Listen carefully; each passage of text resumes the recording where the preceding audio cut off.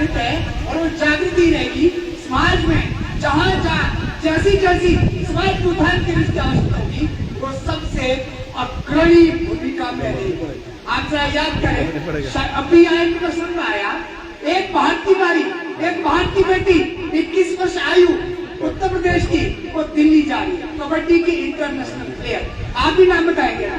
International player train में बैठी है और दिल्ली में इंटरव्यू होना है और कुछ डाकू ट्रेन करके चले गए। अरे घर की बेटी थी, गले में सोने की चेन थी, कुछ महिला दुख कर बैठ गई, लेकिन वो खड़ी हुई, उनसे जूझी, उसकी चैन उन्होंने स्लैश कर दी और ट्रेन से बाहर फेंक दिया। सामने से दूसरी ट्रेन आती है, एक टांग तो हल्की हो जाती है और एक टांग टूट जाती है। रात भर रेलवे स्टेशन पर रहती है और सुबह से शाम तक, रात से सुबह तक 70 ट्रेनें वहां से गुजरती हैं। चूहे उसके पांव टूटती है, पूरा शरीर उसका निस्तेज हो गया है, मतलब उसमें चेतना नहीं है, लेकिन दिमाग काम कर रहा था। सुबह किसी देखा कि कोई बेटी सड़क के किनारे पड़ी है, उसको उठा के हॉस्पिटल ले गया, पता चला कि ये तो इंटरनेशनल कबड्डी प्लेयर है। तो फिर नाम का पता चला, नाम आप बताएंगे। फिर उसको कहीं दिल्ली के बड़े हॉस्पिटल में ले गया। जब चेतना आई तो कहती है कि क्या मैं खड़ी हो पाऊंगी, मुझे अब होल्ड अरेस्ट कर जाना है। डॉक्टर ने बोला कुछ होते हैं अपनी अपनी सोच के कि टांगे तक टूट गई, क्या दिमाग भी हिल गया है, वॉशरूम जाने कितने होल्ड अरेस्ट जाने की बात कर रही हो। और वो नारी आप सब जानते हैं, वो बेटी, भारतीय बेटी कहाँ पहुंची? Mount Everest. अरुणिमा सिन्हा उसका नाम है, पहुंची, अपने कोच के पास गई कि मुझे, मेरा सब पास कर रहे हैं कि मेरी दोनों टांगे नहीं है और कहते हैं कि क्या दिमाग भी हिल गया है, खराब हो गया है।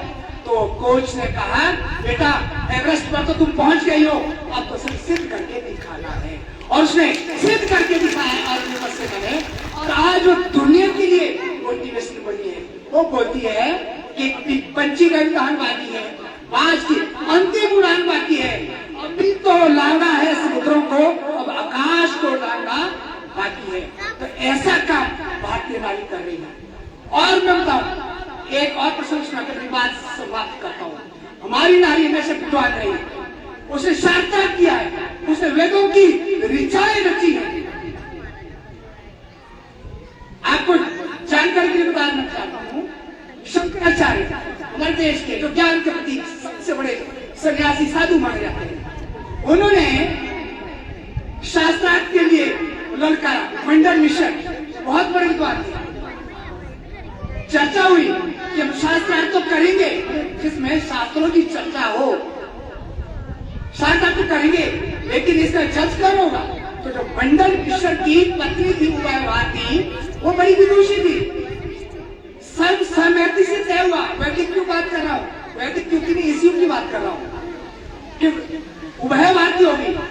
और शास्त्रार्थ में शंकराचार्य जीत गए और मंडन मिश्र हार गए। उसी वक्त चर्चा उठी कि शंकराचार्य जी तुम तो सन्यासी हो, तुम तो अकेले हो, लेकिन जो मेरे पति मंडन मिश्र तो तुमसे हारे ना, अभी तो जीत आती हुई है, क्योंकि नारी के बिना पुरुष आधा है।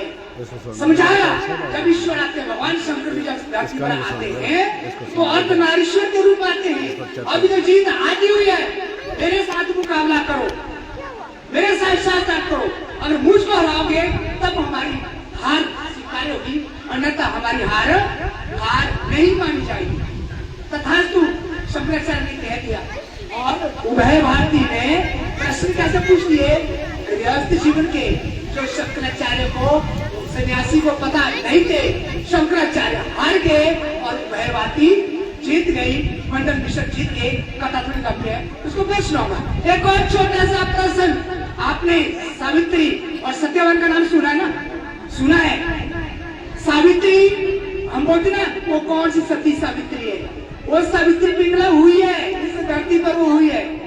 सत्यवान का समय हो गया, यमराज लेने आए, लेकिन सावित्री खड़ी हो गई, तुम मेरे पति को नहीं ले जा सकते हो। यमराज ने कहा ये यम का नियम है, यम है, हम आगे हैं तुम्हें ले जाने, ले जाएंगे। पीछे पीछे ले, यमराज का पीछा क्या? यमराज ने कहा मेरा ये बदला नहीं चाहेगा, तुम इसके मैंने कोई वरदान मांगा वो दे दूंगा, लेकिन सत्यवान में तो जाना ही होगा, ये तो सत्य है।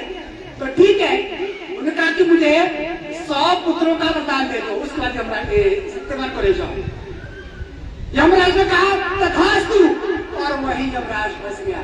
कहते मेरे पति को लिए जा रहे हो और 100 पुत्रों का वरदान दिए जा रहे हो, जब मेरे पति भी रहेंगे तो पुत्र कहां से आएंगे।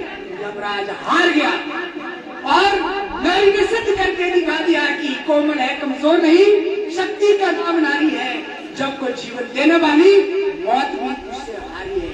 तो आप